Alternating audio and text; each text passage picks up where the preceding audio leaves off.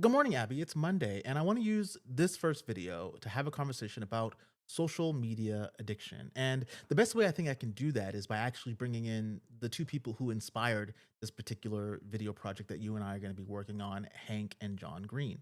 A few months ago, John made a video titled Am I Cigarettes? And in this video, John uses this metaphor of cigarettes to relate directly to social media and himself as a creator. You see, John used to be very addicted to nicotine and smoking cigarettes, where he was smoking 20, 30, cigarettes a day, multiple packs a day. And he would have this little voice in his head that said, smoke a cigarette, smoke a cigarette, smoke a cigarette. And eventually he realized, you know what, I probably shouldn't be smoking this much.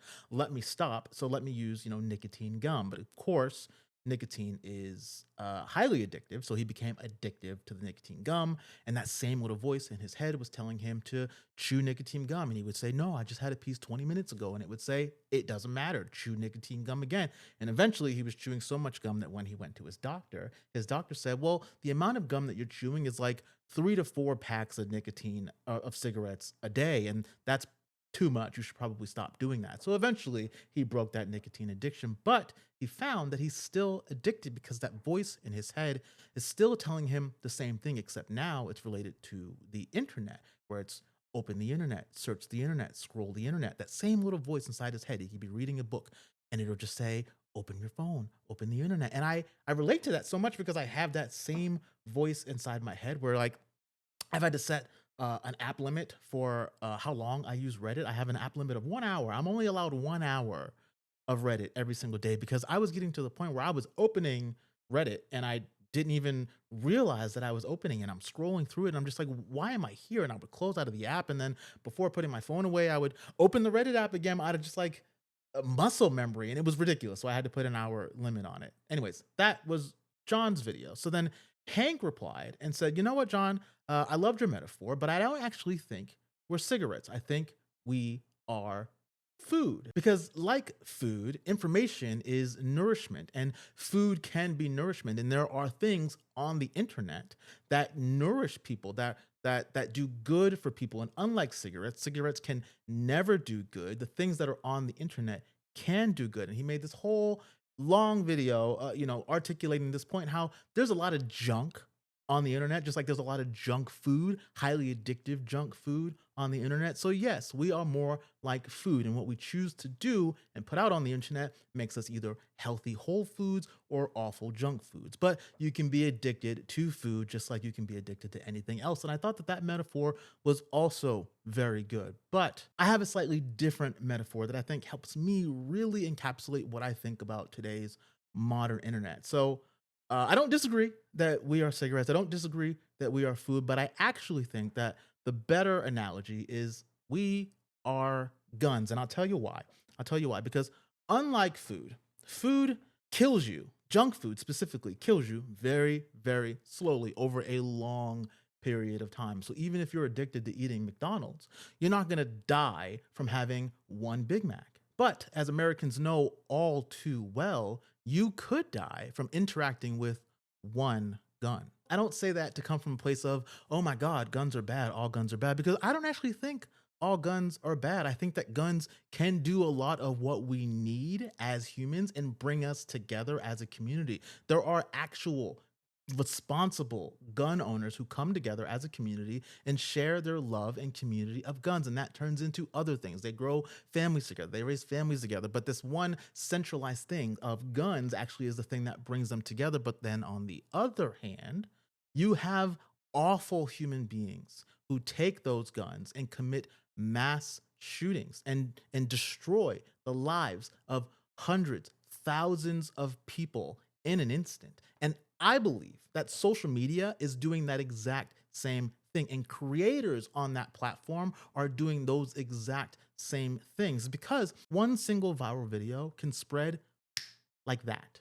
Just like a mass shooting. I'm sitting at work and I'm just doing my job, and the next thing I know, my life is flipped upside down. Well, I'm scrolling on the internet, I'm just having a good time, and the next thing I know, my life is flipped upside down because some viral video, probably misinformation, has come across my screen. And it makes me wonder because, like guns, social media isn't really regulated. There is this innate non-desire to put clear regulation, clear guardrails around what social media is supposed to be for us as humans. You see, our brains are not designed to be stimulated so often, so much how they are now with our use of social media. And like guns, the idea was to never have these mass weapons of war so easily accessible to be able to do the mass damage that they can do. And it's clear that you don't have to be any known name to do damage with a firearm. Just like you don't have to be any known name to have a video go viral on the social internet. Yes,